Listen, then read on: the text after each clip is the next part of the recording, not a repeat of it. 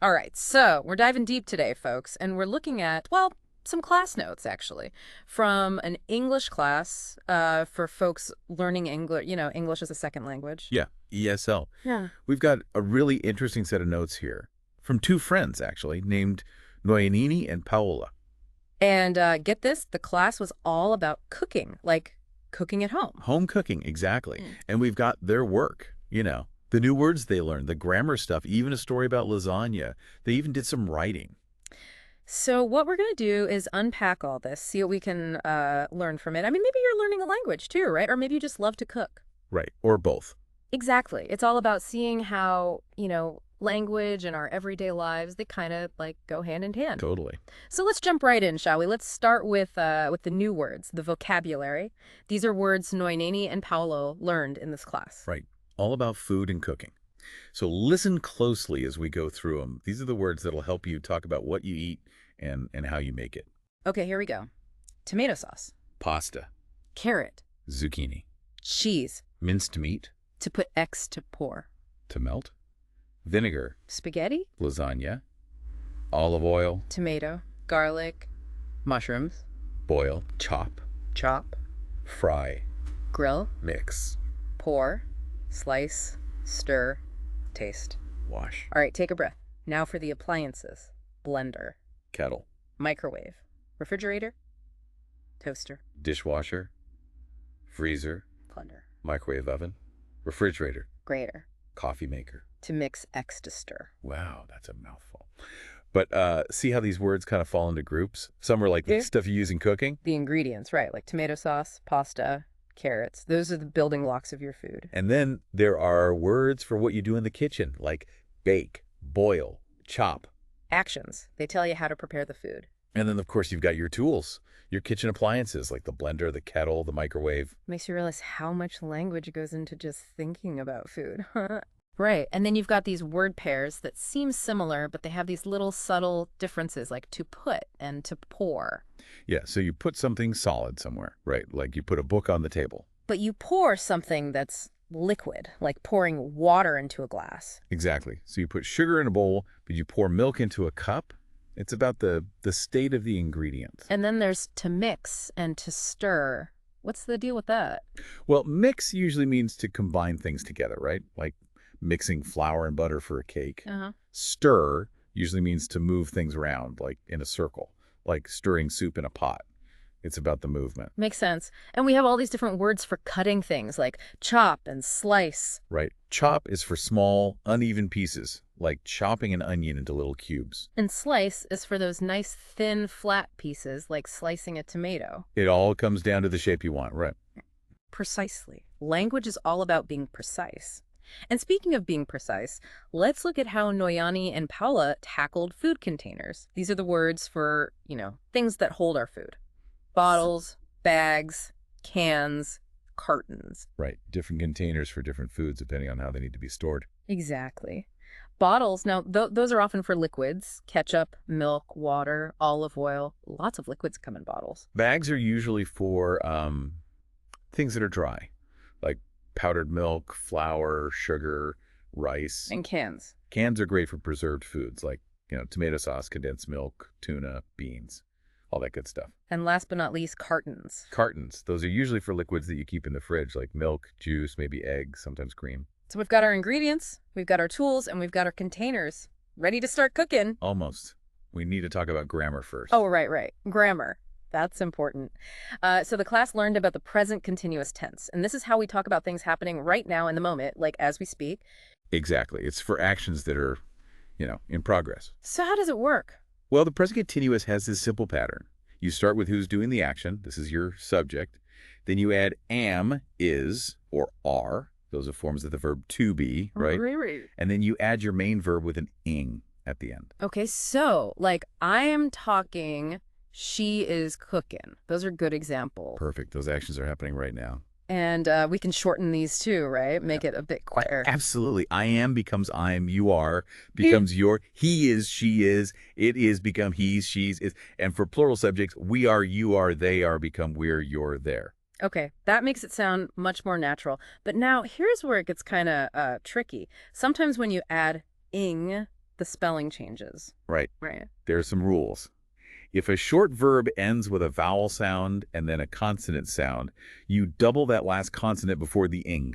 Like run becomes running, sit becomes sitting. So that double consonant keeps that short vowel sound. Gotcha. What about longer words? For longer verbs, the ones with two parts, you only double the last consonant if the stress is on the second part and it ends in a vowel than a consonant.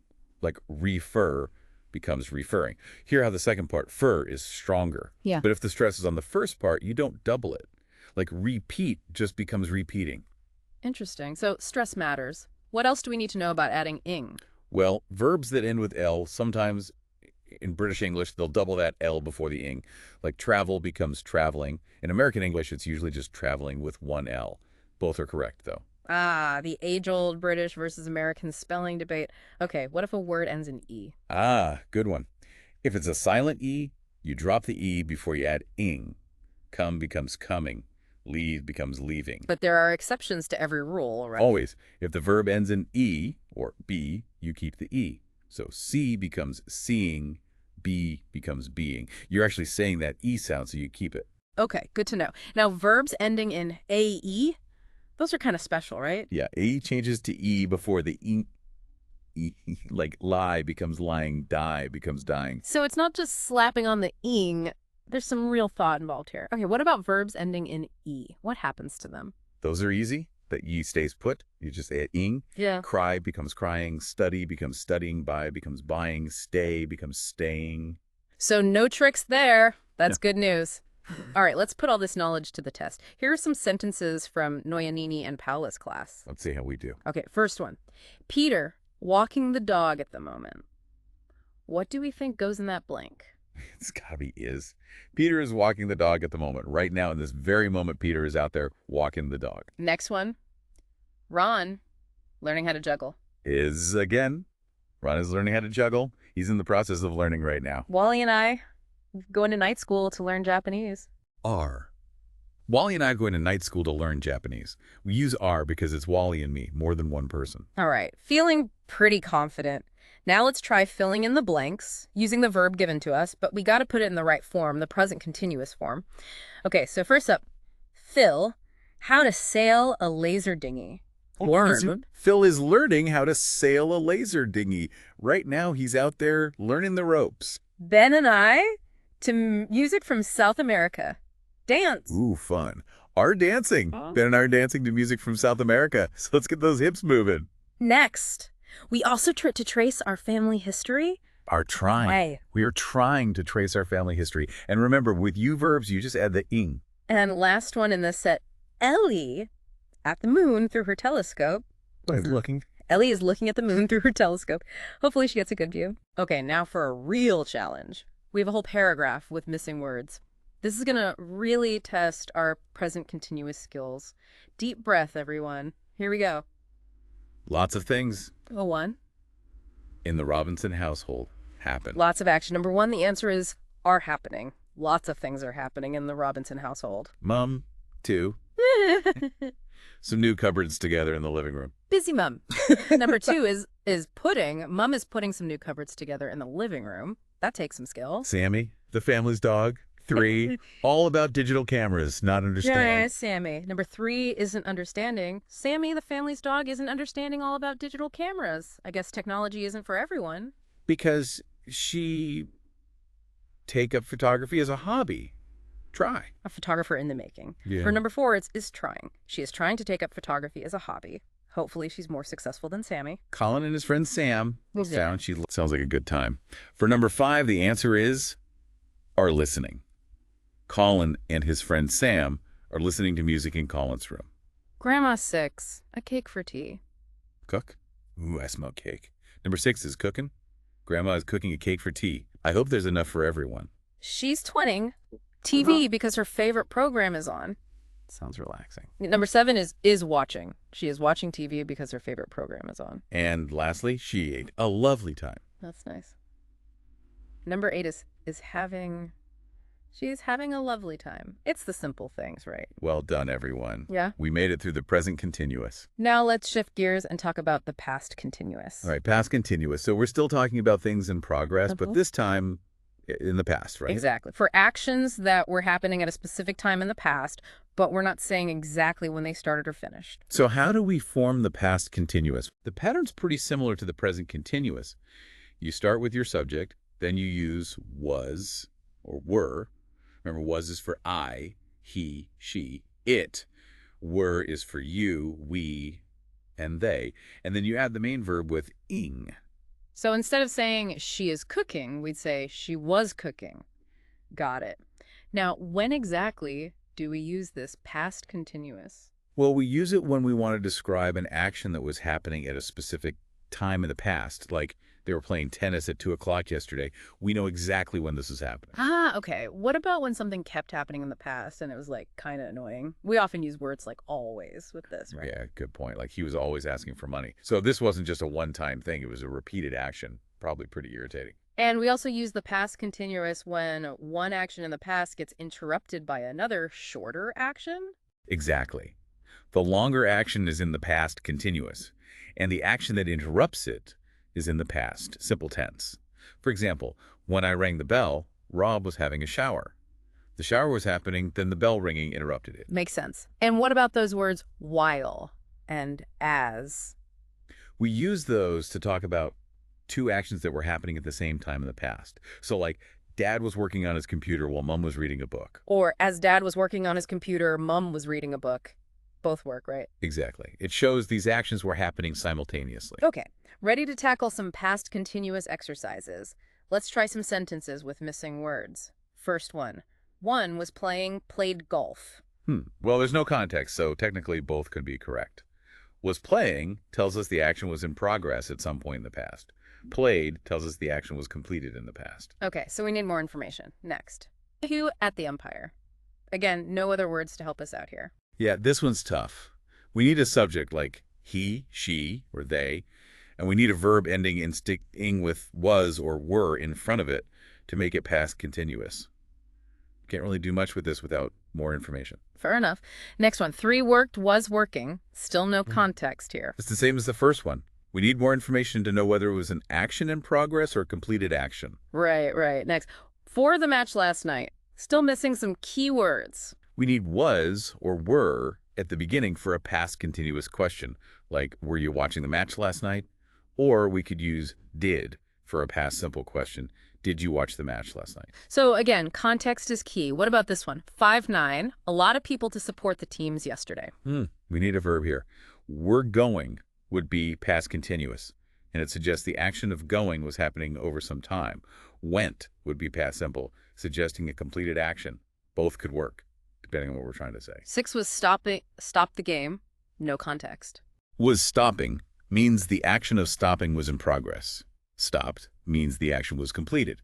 Big difference in meaning, depending on which one we choose. 7, I didn't hear the phone because I ate your training when I phoned. Okay, so for number 7, we need a past tense verb, something that explains why they didn't hear the phone. For number 8, since the sentence starts with when I phoned, which is past simple, the first part should probably be past continuous to show an action in progress that was interrupted, something like was doing or was watching. All right, let's try filling in the blanks with either when or while. First up, what were you doing? Your friend turned up. When. We use when to introduce the shorter action that interrupted the longer one. Makes sense. Next, Dad was watching the football, Mom was making the supper. While. We use while to show those two actions were happening at the same time. Dad watching football, Mom making supper, happening simultaneously. Next, Jim was playing rugby. He injured his back. When. The injury, which is a shorter action, interrupted the longer action of playing rugby. I saw the kids. They were talking to the football pitch. This one could be either while or as. Both work here because seeing the kids happened at the same time as them talking. We never stopped talking. We were walking around the golf course. Again, both while or as would work here. The talking was continuous during the entire time of walking. Okay, now let's try changing the form of the verbs in parentheses to the past continuous. As a teenager, a lot of sports. Play. As a teenager, were you playing a lot of sports? It's a question about an ongoing activity in the past. I was having a shower when my mobile phone rang. I was having a shower when my mobile phone rang. The ringing was that sudden interrupting action. Next, while the boxing match was How going would you on. do? What were you doing while the boxing match was going on? We want to know what activity was happening at the same time as the match. We couldn't play tennis yesterday because they new lines on the courts. We're painting. We couldn't play tennis yesterday because they were painting new lines on the courts. So the painting was an ongoing activity that prevented the tennis playing. I wasn't watching when Simmons, so I didn't see how good it was. Scored! I wasn't watching when Simmons scored, so I didn't see how good it was. This is a completed action in the past. Okay, last one. I think the crowd, bored as the match was drawing to a close. I think the crowd was getting bored as the match was drawing to a close. So that boredom was something that was gradually happening as the match went on. All right, we're almost there. Now for the final past continuous challenge, let's look at some sentences and see if we can spot any errors that need correcting. First one. One was running around the pitch. This sentence is correct. It's describing an action happening in the past. No problems there. Where you play gold when it started to rain. This one needs a fix. It should be. Were you playing golf when it started to rain? We need that oak after were.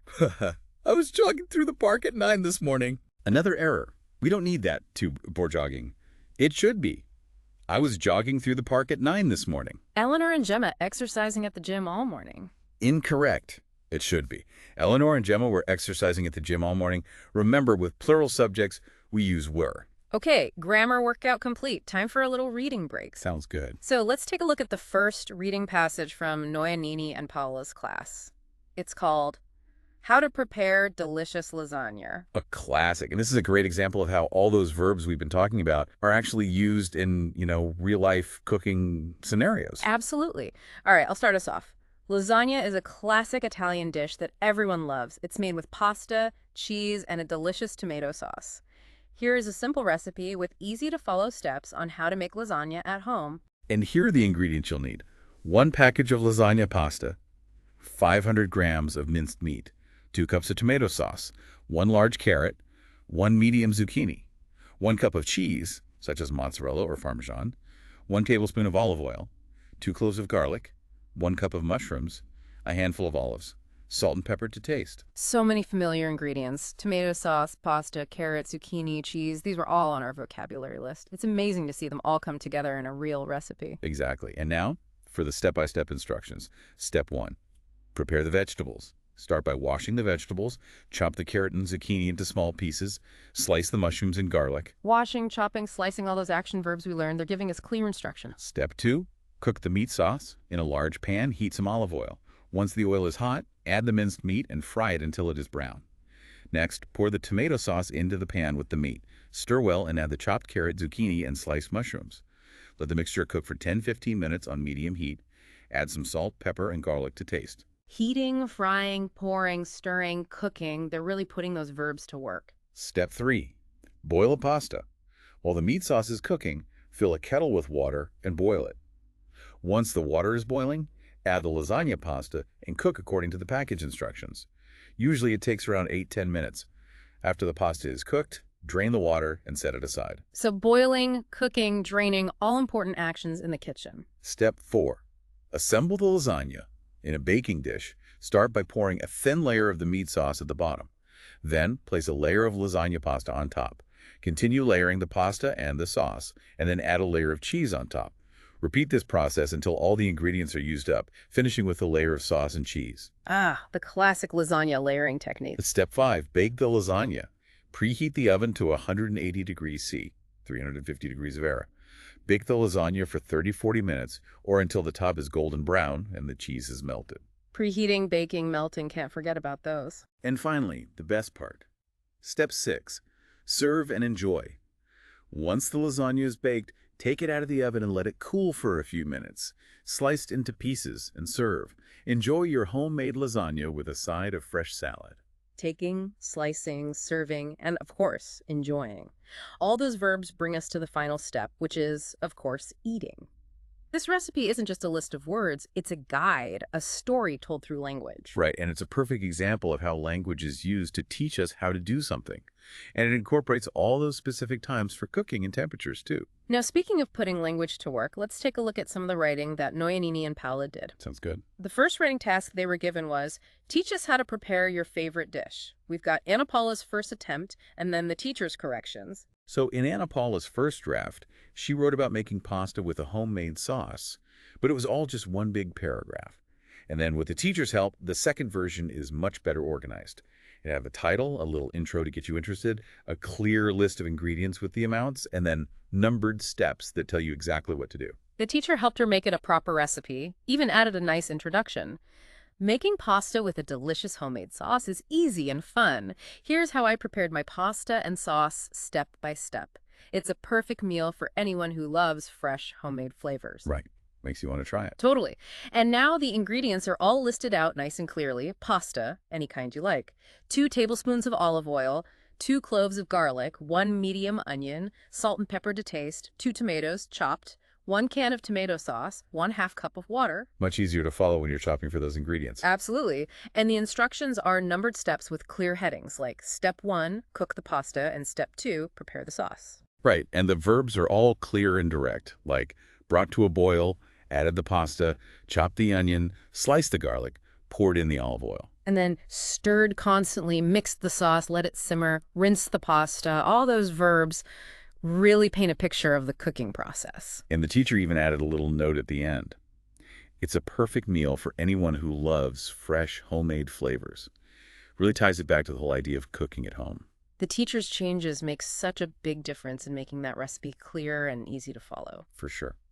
Now, the second writing task Noyanini and Paula tackled was, what were you doing during the pandemic? The instructions were to write about their daily activities, any new activities they started, how they spent time with family or friends, and what they learned or how they changed.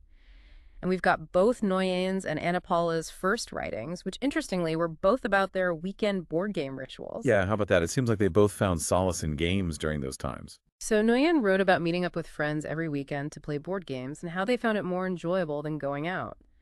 They mentioned different types of games, like strategy games, and how some require more endurance. And they talked about their friend, Tiago, who's apparently super competitive and usually wins. But Noyane emphasized how they enjoy the relaxing aspect more than winning, even though they all have different interests and, are different genders. They also mentioned they always try new games, keeping things fresh. And Anna Paula wrote about meeting up with her friend Anna every weekend to play board games. For her, it was more enjoyable than any other activity because she really values her friendship with Anna. She talked about how playing games helps her endurance and makes their evenings more exciting. They laugh a lot, share ideas, and she finds their game nights to be the most relaxing part of her week. So even though they describe their experiences in slightly different ways, it's clear that for both Noyane and Anna Paula, these weekend board game sessions were a way to connect with friends, relax, and maybe even learn a thing or two about strategy. And they both used a lot of interesting vocabulary, words like board games, strategy games, endurance, relaxing, friendship, all related to their hobbies and social lives. And it's cool to see that the teacher didn't correct these first drafts, so we get to see their unique voices and how they express themselves in English. Absolutely. It's a glimpse into their world. So, to sum up our deep dive into Noyanini and Paola's ESL class notes, we've explored new vocabulary related to cooking. We've really gotten into the nitty-gritty of the present continuous and past continuous tenses, and we've seen how those are used in both a recipe and in their personal writing. I think what's really cool about all this is how it shows that learning a language isn't just about memorizing rules. It's about connecting with real-life experiences, like cooking a meal or playing a game with friends. And the topic of home cooking, that's something everyone can relate to, right? It's a universal language in itself. Totally. And I think it was really eye-opening to see those subtle differences between words that seem so similar, like put and pour or mix and stir. Knowing those nuances really helps you become a more precise speaker. Yeah, and let's not forget those spelling rules for adding ing. They might seem tricky at first, but they're all about keeping the pronunciation clear and natural. It makes you realize that even the simplest activities, like cooking or playing games, are full of opportunities to learn and use language in meaningful ways. It really does. And it makes me wonder, What other everyday topics that we might take for granted actually hold a wealth of linguistic richness, just waiting to be discovered? That's a great question to ponder. Thanks for joining us for another deep dive, everyone. Until next time.